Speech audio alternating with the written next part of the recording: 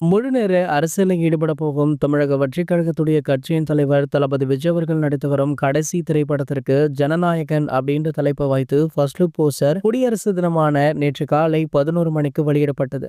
KVN production நிறுவனம் இந்த அறிவிப்பை அதிகாரப்பூர்வமாக வெளியிட்டாங்க. வினோத் சார் இயக்கி வரும் ஜனநாயகன் படத்துடைய ஃபர்ஸ்ட் லுக் போஸ்டர் பார்த்து தளபதி ரசிகர்கள் சில பேர் சந்தோஷப்பட்டாங்க, சில பேர் அதிருப்தி அடைந்தாங்க. மாஸ்டர் படப்பிடிப்பின் போது விஜயனை எடுத்த செல்பியை போஸ்டராக வெளியிட்டிருக்காரு நம்ம வினோத் அவர்கள். விஜயனுடைய மாஸ் இன்னும் வினோத் சாருக்கு புரியவில்லை, இந்த போஸ்டர் சுமாராக இருக்கு அப்படின்னு புலம்பியுமே இருந்தாங்க. இந்த நிலையில ஃபர்ஸ்ட் லுக் போஸ்டர் மட்டுமல்ல, செகண்ட் லுக் போஸ்டரும் வருது அப்படின்னு தயாரிப்பு நிறுவனம் அறிவிப்பை அதிகாரப்பூர்வமாக வெளியிட்டாங்க. இதனை பார்த்த தளபதி ரசிகர்கள் ரொம்பவே குஷியாகிட்டாங்க. தயாரிப்பு நிறுவனம் அப்படின்னா இப்படித்தான் இருக்க வேண்டும், கேட்காமலேயே அடுத்தடுத்த அப்டேட் கொடுத்து அசத்துறாங்களே அப்படின்னு சந்தோஷத்துல இருந்தாங்க. அறிவித்தபடி செகண்ட் லுக் போஸ்டர் வெளியாச்சு.